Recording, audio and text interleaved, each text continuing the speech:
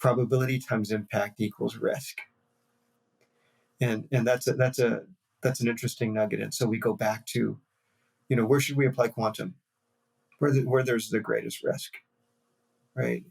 And now, you can read the news. The risk is high, but because, based on what we're seeing in the news, probability is also pretty high. And so, characterizing, if I was going to be asked, we're characterizing the landscape and the risk to the landscape, I would say critical infrastructure, anywhere there's cyber physical integration.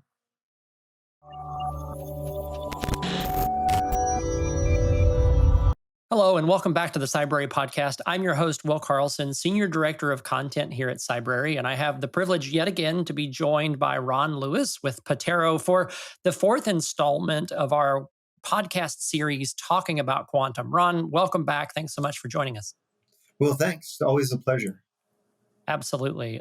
So for those of you just catching up or that may not have seen the rest of the series, we started this series and we'll conclude today with the fourth episode. But the first few episodes were really about, what really is quantum, and then the idea that we seem to have this spectrum of what people think about quantum and cybersecurity, either chicken little, the sky is falling, or those that are totally complacent and don't think it matters.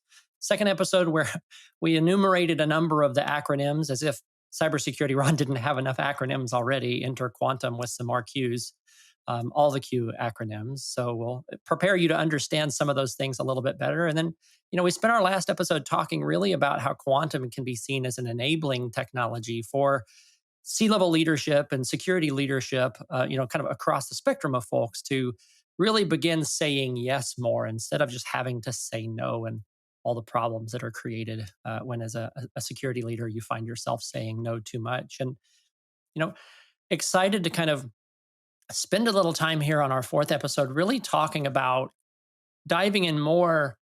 Okay, now what? Like we hear you, we listen to all the episodes. We're not chicken little. We're not totally complacent. We're somewhere in the middle, but now what do we do? If as a security leader or a cybersecurity person, what's next? How do we think about pursuing quantum? How do we integrate it? Is it a bolt-on? Is there a new framework I need to consider coming in? Like, where do we put people and how do they kind of find a way forward from here, Ron?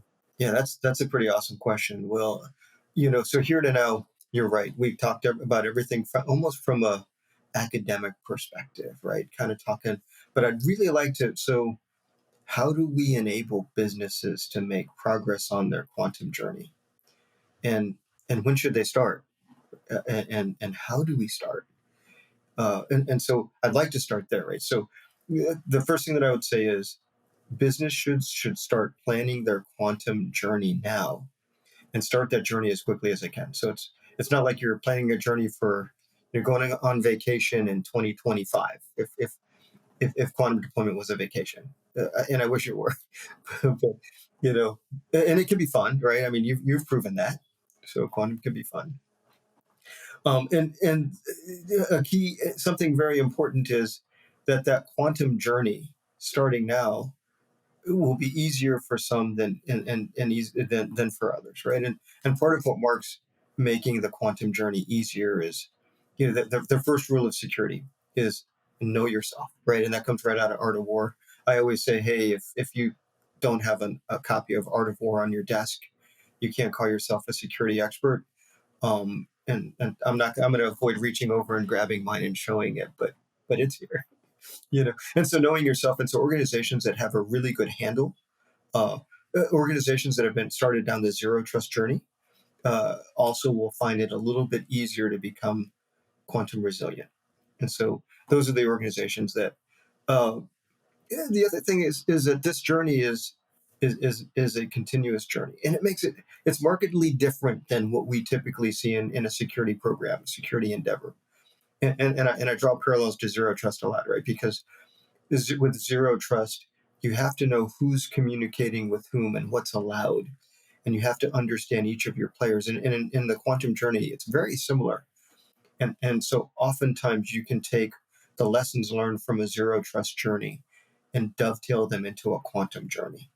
In fact, you can hold hands on both of those journeys and take them together in a lot of cases. So. Yeah, that's interesting. I wonder, Ron, would it be safe to say that this journey also will be, is it easier for organizations with big budgets currently? And do you expect that that will change over time? Wow. So putting it in the context of a budget perspective, um, as a security guy, smaller battles are easier to win than wars. And so I take a page or a play out of General Schwarzkopf's book, from the Gulf crisis, and he said, he rallied the troops, and I'll never forget him saying this. He said, "Think big, start small, skill fast." And there was so profound, right? And it's like, and that applies to a lot, and I think it applies to this quantum journey, or even the zero trust journey. And as we apply that to a budget, I mean, yes, you need to think about what the implications on the budget are going to be, but start small. Pick a, I always say, put a stake in the ground. Put a stake in the ground, and draw a circle around the functionality that is most important to you. Mhm. Start small. Think big. Think about it from an enterprise perspective, and then build your scaling plan. I really, so lean. So doing agile development, we learned a lot. And there's these lean engineering principles. One of the lean engineering principles that adapts really well to security is the Deming wheel or the Deming cycle. I always call it the Deming cycle, because it kind of has its roots in ISO 27000, 27001. So plan, do, check, act. So plan out a small activity, around this quantum encryption. Take a set of things that need to communicate with each other that you understand very well. Deploy your quantum security technology into that environment. Plan that, and then check it. Did it work? What worked? What didn't work? Build your lessons learned, um, and then from those lessons learned, what are you going to do about it? And then so you do some, kind of tweaking of your plan, and then you act on what you learned, right? So plan, do, check, act. And then I look at it as kind of like a spiraling out where you're continuously moving out, larger into the organization, one success after the other, learning from your failures and refactoring.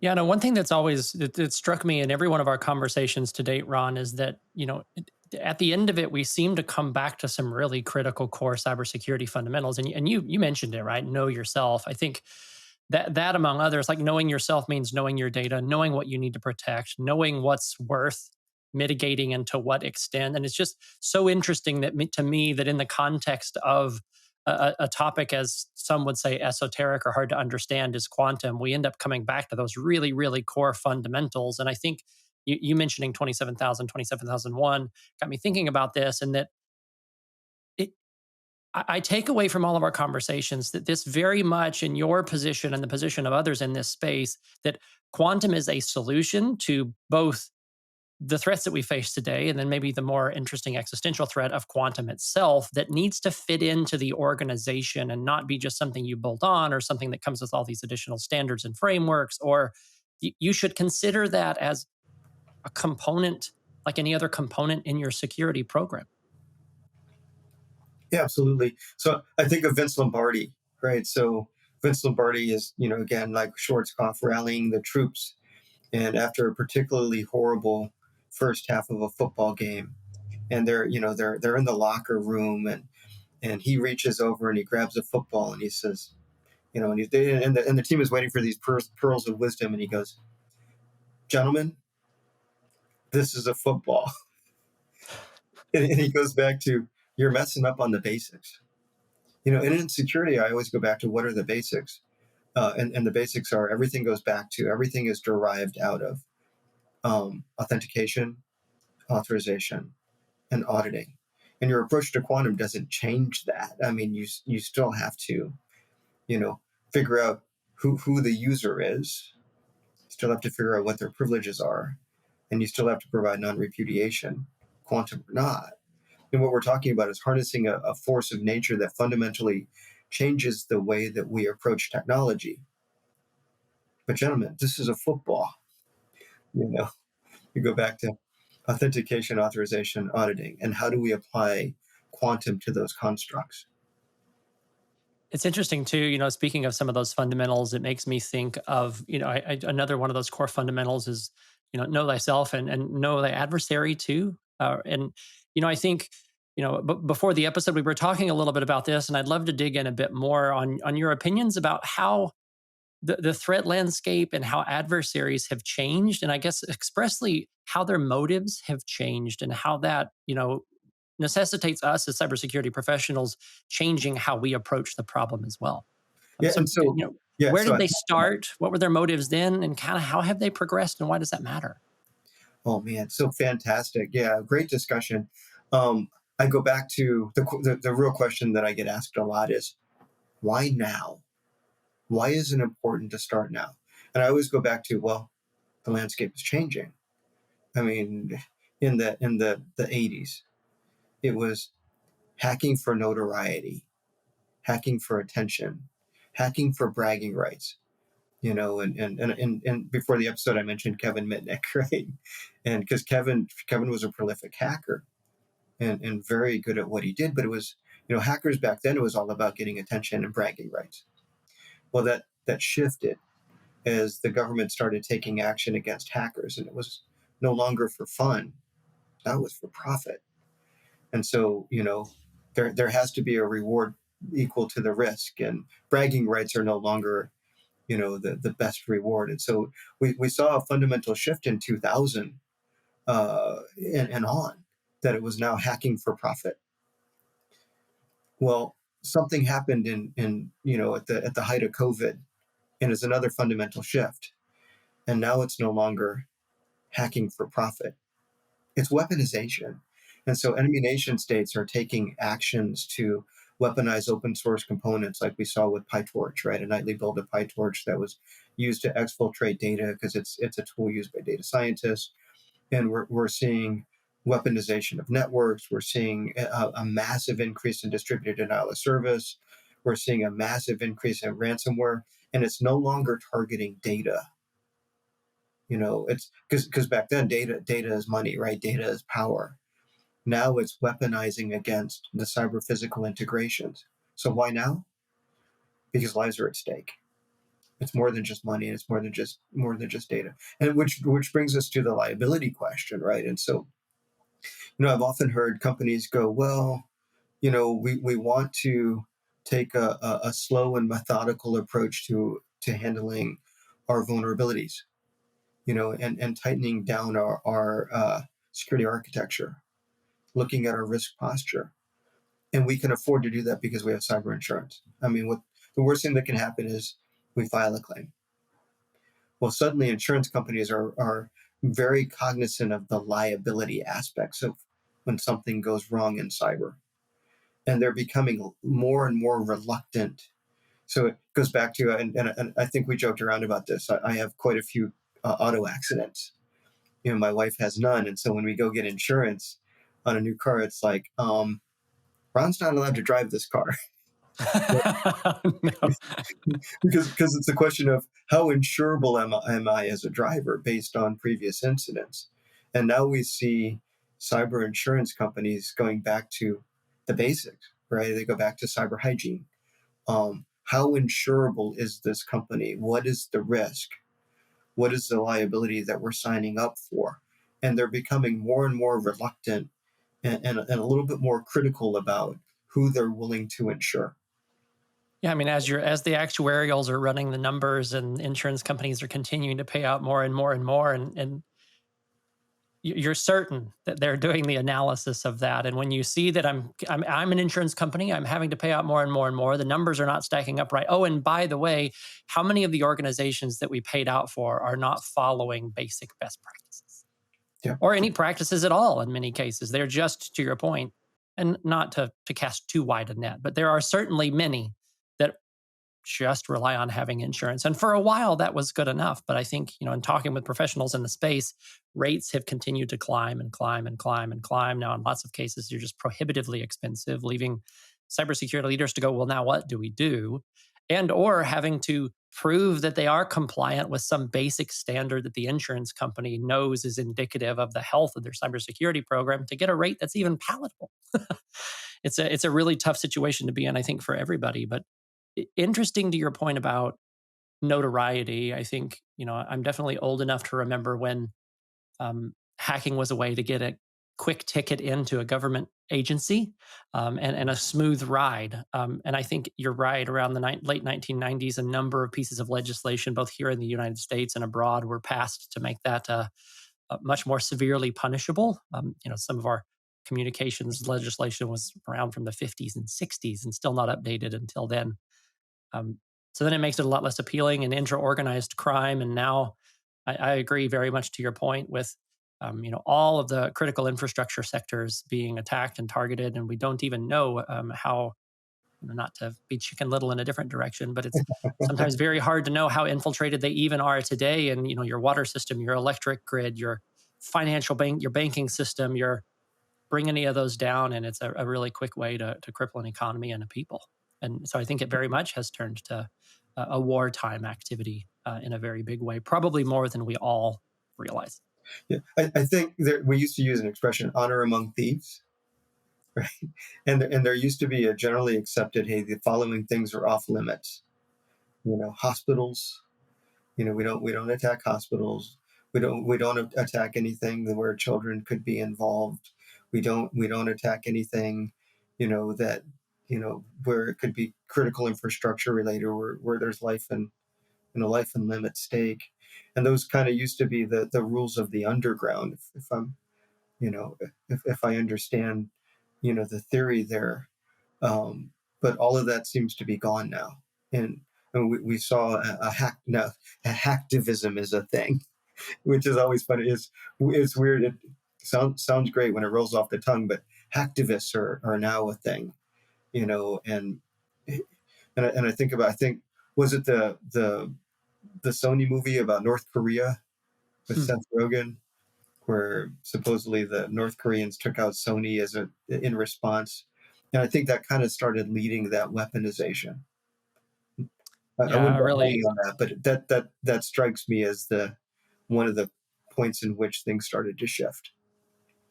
So having all that be the case, help me understand, is quantum just another solution that I can bolt on? Is it like buying a new SIM or a new EDR, and I put this box in the environment? Now all of a sudden I have the easy button for zero trust, and I'm good to go. Or is quantum fundamentally different than some of the other security solutions that we've used in the past? Oh my goodness, yeah, that's another really good question. So a lot of times we think about security programs as introducing new technologies like a SIM or like an XDR, EDR, XDR.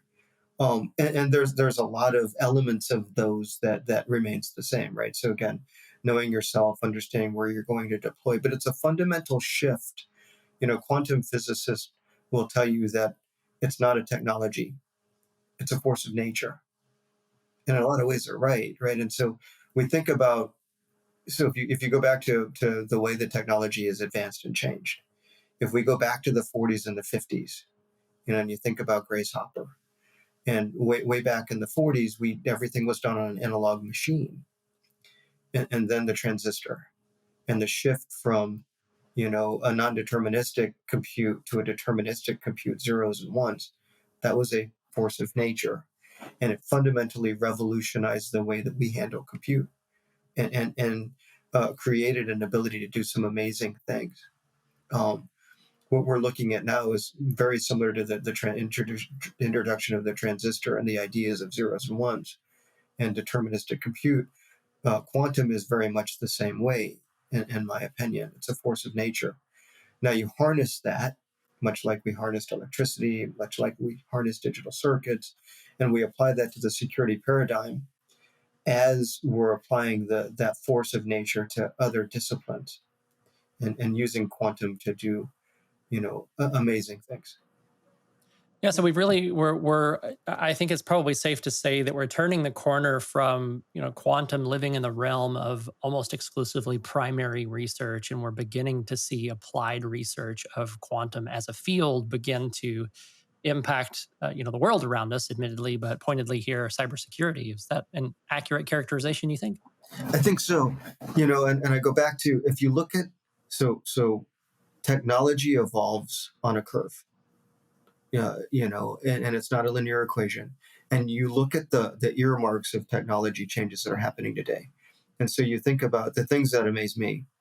Um, I remember fuzzy logic. I don't know if you remember fuzzy logic, but fuzzy logic is what we call AI today, right? Because again, non-deterministic capability, not based on decision points, but inference. And so we call that fuzzy logic. It's AI today, and I remember struggling with getting computers to, you know, feel like they were human. And it wasn't that long ago where when we talked to chatbots, it was extremely annoying because it was obvious that it was just a chatbot, you know.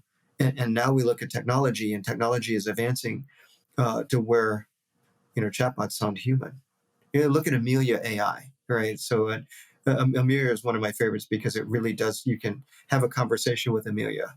So we did it. We did a demo with Amelia where we were talking about, um, I need to check my bank balance, you know, and I'm kind of in a hurry because there's a boxing match coming on.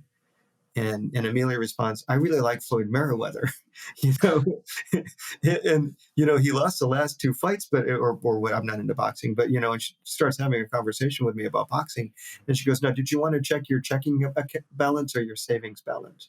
And she was able to divert and come back and ask all of these depths of questions. The reason that I mentioned that is from a compute perspective. The need for compute is rapidly coming to a place where it exceeds what we're able to do with this digital computer. And as these technologies become more mainstream, the need for quantum becomes even greater. And then what typically happens, I always say, with innovation, features come first, security is an afterthought. And I go back to Henry Ford and the Wright brothers. Henry Ford was the first person to have a car wreck, and as a result of that, brakes were discovered. The need for brakes, and the Wright brothers were the first to crash an airplane. And flight safety, came out of that. So, but we don't want to do that with quantum security. We don't want quantum security to be an afterthought. It's too critical. And so we go back to, well, what do we use quantum to how do we use quantum to protect things today? And the obvious solutions are quantum communication. So protecting communications using quantum. We know our adversaries are going to use quantum or are using quantum now as a weapon. So weaponize quantum against encryption. And we can talk through that, but I mean, we've got a whole podcast on that, right? And so the easiest place to start adopting quantum security is in the whole quantum protected communication realm. And we have a podcast on, well, what should we use? QKD, PQR, PQE, and that goes back to all the, I call it the Sesame Street episode. Right? That's right. Alphabet soup for sure. And what industries do you think, this is maybe a foregone conclusion, but what industries do you think should be really planning out and thinking out ahead here and more quantum mature, if I can phrase it that way? Are there any? Should it be all, or are there particular ones that you think, we as cybersecurity professionals and people who live in this world again, where there's not unrealistically life and limb on the line? Where should we be focused? Who should be pursuing? What sectors are most interested in quantum today, in your opinion? Oh yeah, so so the two right off the top of my head that I think are most important would be critical infrastructure. So I go back to the fourth industrial revolution. Now we're going into the quantum revolution. The fourth industrial revolution kind of led way into the what I'm going to call the fifth industrial revolution. So our listeners heard it here first on Cybrary, right? That quantum revolution, the cyber physical integration, areas of cyber physical integration. So those are critical infrastructure. Go back to weaponization. If you're going to have a weapon, you're going to point it at where it will have the greatest impact. And the place where, weaponization is having the greatest impact is, those cyber physical realms. So I think critical infrastructure, things like power grid, EV charging, those type of environments. The second is logistics. And we're seeing massive attacks against supply chain, and I hear supply chain security being talked about a lot. We often talk about supply chain from a source composition analysis perspective, the use of open source and applications, as supply chain. And yes, that's one aspect, but we're seeing larger attacks against, the cyber physical supply chain. So moving goods from point A to point B in the production of goods, manufacturing environments. Um, and what amazes me, and that I'm seeing more and more, is our enemies are using our security methods against us. And a good example of that is in the manufacturing and industrial IoT space, we're deploying encryption methodologies, but we're doing it on chips that just really don't have the compute complexity capability of actually supporting encryption. And so attackers have discovered that they can use those little devices as entry points into an infrastructure. So the very thing that we set up to protect us is being used to cripple us. And so these are the places where I think we really need to start applying quantum. Do you think that means that organizations that aren't in either of those areas, do they get a pass for now? We'll worry about that in another 10 years, 20. Maybe we won't worry about it at all. Or do you expect that Well, it will change and they should at least be planning and being thoughtful now? so I think we're going to see a rapid adoption of quantum on a large scale. But keep in mind that it takes about 10 years for technology and, so standards and regulation and policy and technology maturing and all of that blending into something that becomes mainstream and recognizable. Um, it takes about 10 years for that. Uh, and I think that organizations that aren't critical infrastructure should start planning the journey today, understanding that uh, making the right decisions around how you implement the quantum controls is important to start planning today. I think, and I go back to sometimes we think, well, someone loses data, and it's okay to lose a little bit of data. We have insurance for that, right? And but when we go back to critical infrastructure, and the reason that I focus on critical infrastructure, everybody should be looking at quantum and quantum security. But I look at the critical infrastructure because of the implications. You said it best, I think, in our last podcast. You said something, and you have a wonderful way of kind of these nuggets of wisdom. And you said probability times impact equals risk, and that's an interesting nugget. And so we go back to, where should we apply quantum? Where there's the greatest risk, right? Um, and now, I mean, you can read the news. The risk is high, but because, based on what we're seeing in the news, probability is also pretty high. And so, characterizing, if I was going to be asked, we're characterizing the landscape and the risk of the landscape, I would say critical infrastructure, anywhere there's cyber physical integration. Yeah, it is really interesting to frame it that way. I think, in my opinion, the impact, obviously, from the critical infrastructure space is, should something happen, very high. The Colonial Pipeline incident, in the scheme of things, didn't last all that long. The actual incident, but the fallout of that incident showed up.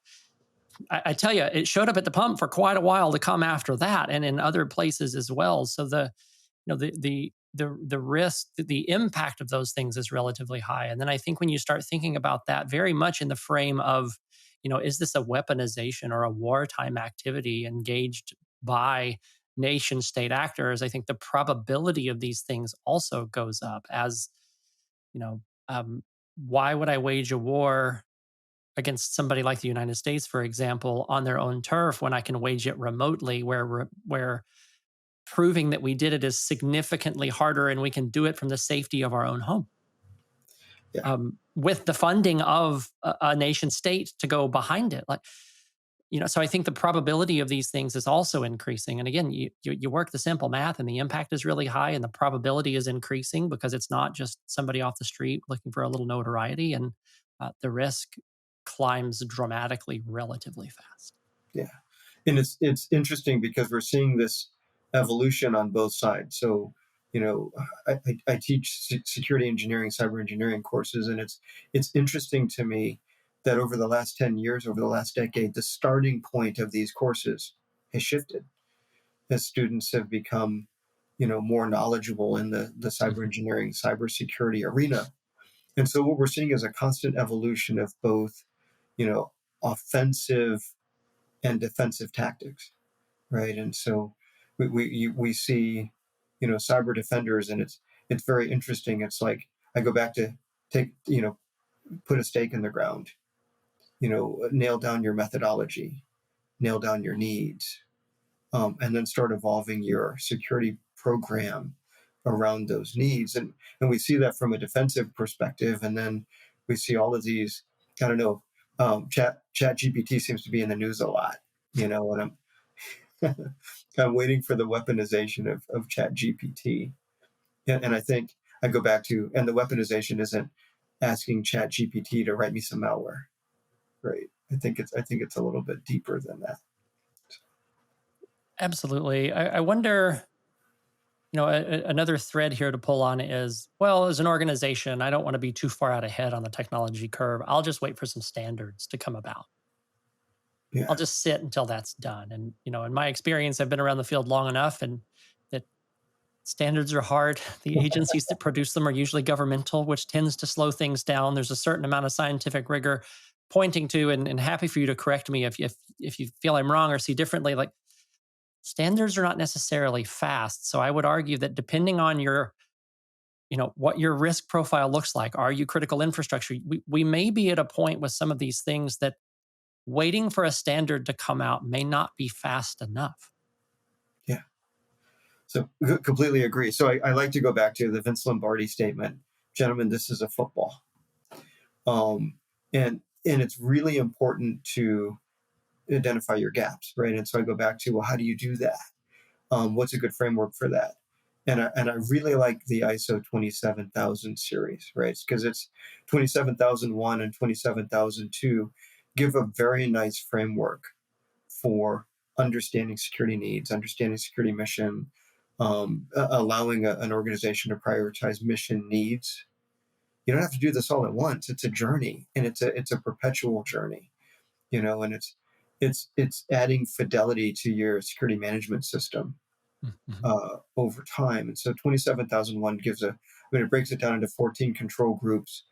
And I think one of the things that I'm going to do is go back to ISO 27001, those 14 control groups, and amend them, and add a quantum perspective on those control groups, which I think would have some significant value.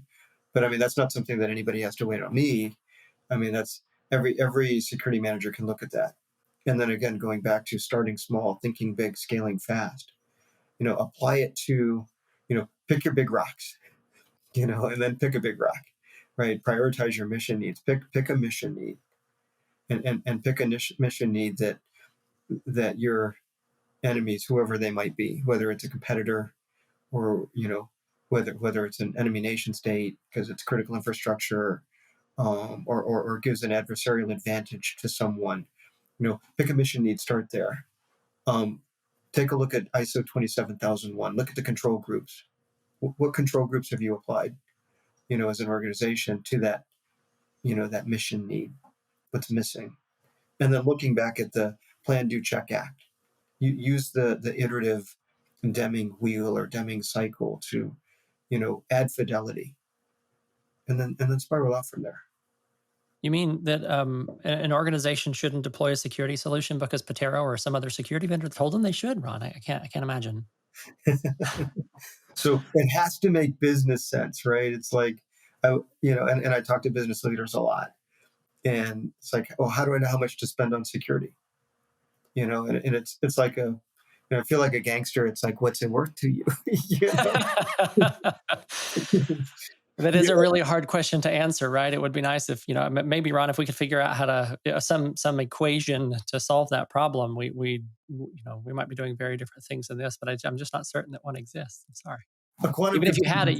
it, you wouldn't have the right inputs, and we would squabble about that too. So, Yeah, so that's where a quantum computer comes in, right? So the non-deterministic input, spitting out, what is the answer? 42. yeah, yes, that's right. Uh, I love the reference. If you don't know it, go look it up. The meaning of life, the universe, and everything is 42. Um, Ron. So I guess where does that leave us? Have we closed the loop on the discussion for where things stand today? In that, you know, um, this is what quantum is and whether or not you should be concerned about it, and what's fake news, as it were, and what's reality. Here's some basic understanding of the things and the technologies and the expressions of that, primary research and how it's being applied today in our episode with all the Q's and the acronyms. And then, how this empowers and enables strategic leaders is the previous episode. And then this one about, where do you really start? Who should be concerned? Why should we really be concerned? How does that fit into the cybersecurity program? Um, have we closed the loop, or are there other things? What's next for people in this realm? Is it more continue to pay attention, watch, and learn? I think so. So I go back to, you know, if you ever go back and watch the movies coming out of the 80s, so much, or the TV shows like Miami Vice, I love that because you see these guys and they're holding these super cool cell phones, or what was super cool in the 80s, right? And they're huge and they've got these long antennas.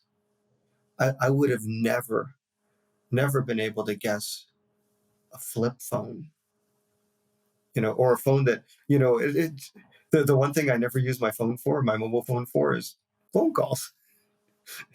you know, I use it for everything. And so my point is, we don't know what the cell phone of the quantum era is going to be, but we do know that we need to start preparing because there's a fundamental shift. And we can take everything that we learned. I mean, so you asked me in the first episode, how real is the quantum threat? And we talked about Shor versus Grover and the algorithms and what they mean, and how likely it is for a quantum computer to be able to exploit Shor's and Grover. And pragmatically, the sky is not falling, but it will fall eventually, right? And so, and then the next question is, it's kind of like when the doctor goes, "I've got bad news," and the patient says, "Well, how long do I have?" It's like, how long do we have to start putting things together? And the answer is not long enough, right? And so it's like, don't wait. Start preparing today.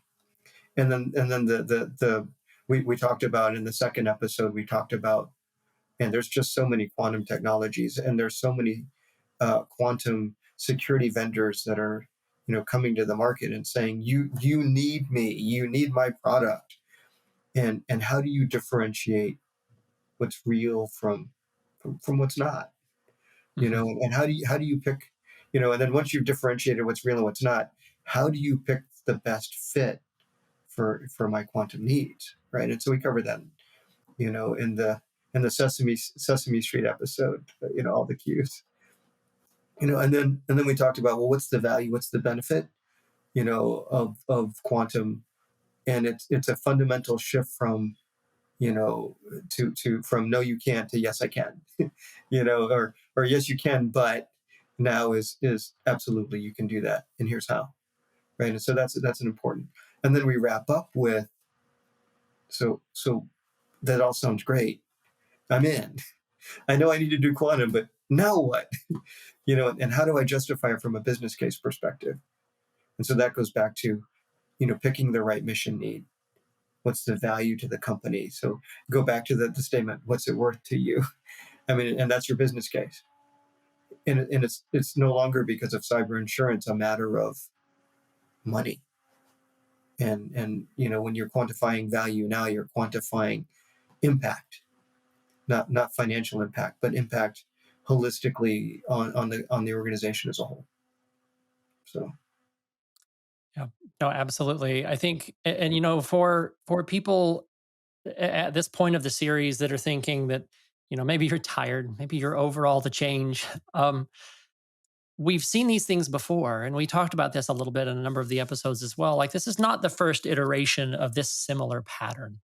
Um, Organizations, entities have things that others want, and others will find a way to get what they need to accomplish their objectives. And that will perpetually be the cat and mouse game that it has always been. And it certainly will continue to evolve. And, I think whether we like it or not, you can either begin preparing and know that that's the pace of change in cybersecurity and embrace it, love it or hate it.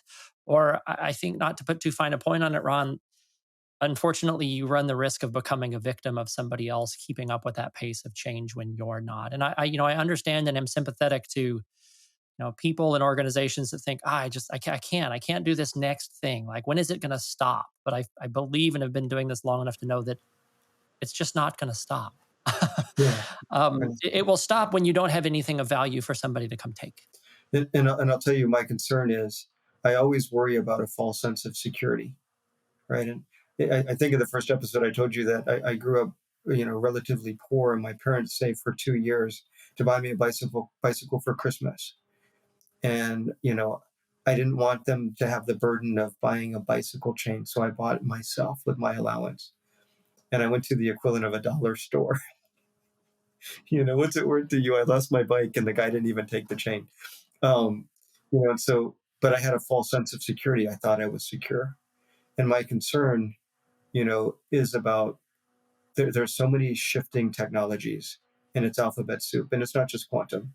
So I mean, we talk about DSPM, CNAP, and all of these. It's acronym soup, right? Pick an acronym, and you get buried by Gartner and Forrester, and it's all very good information, but it's just hard to put everything into the right mindset. What do I really need? And so that's where I think, taking a practical approach to where do I get started with all of the emerging technologies. You go back to ISO 27001 as a framework. Um, put your stake in the ground. Look at your control groups. I go back to, gentlemen, this is a football.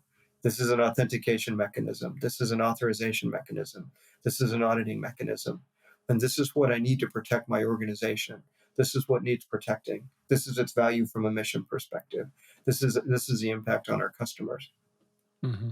And then start structuring, you know, do you have an edge? So do I have an edge? Do I need CNAP? I don't have any edge compute, so I don't know, but do I need cloud native access protocols or whatever? And so you go back to, what are the controls? Where are they placed?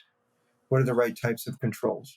And as you're doing that, keep in mind that, technologists are harnessing a force of nature and that there's a fundamental shift in how we do things coming. So as you look at these control groups that are spelled out in 27001, and then how to implement them out of 27002, take the technologies that we're reading about, including quantum, and of course, from my perspective, very importantly, quantum, and apply these to these frameworks so that you can take a structured and methodical approach. And then understand that it's not going to happen overnight. It's not like a firewall or a SIM or an XDR where you just roll it out to the organization and it affects one aspect of your organization. It's a fundamental shift. It's it's like packing up all your stuff and moving to another state. Yeah, absolutely. Well, Ron, I want to thank you for your time with us. I'm glad that we had the opportunity to have these discussions. I'll admit to being a little sad that this is the last episode, but I'm certain that Patero and Cybrary will continue to be in touch, and maybe we have Ron back again to talk about things as they develop. It would be a lot of fun. I'm certain the audience and the viewers got a lot out of the discussion. If you haven't caught the other 3 episodes, please catch up. They're in the back catalog. We'd love for you to watch them. We'd love to hear from you. Please let us know if you have any questions, concerns, and Ron does mention in one of those episodes a little bit of an inflaming comment. So any quantum physicists, feel free to reach out to Ron directly with your frustration about his simplification of a concept or two. But Ron, thank you so much. Thanks to Patero for joining the chat and the conversation to further this discussion. It's much appreciated. Thanks, Will.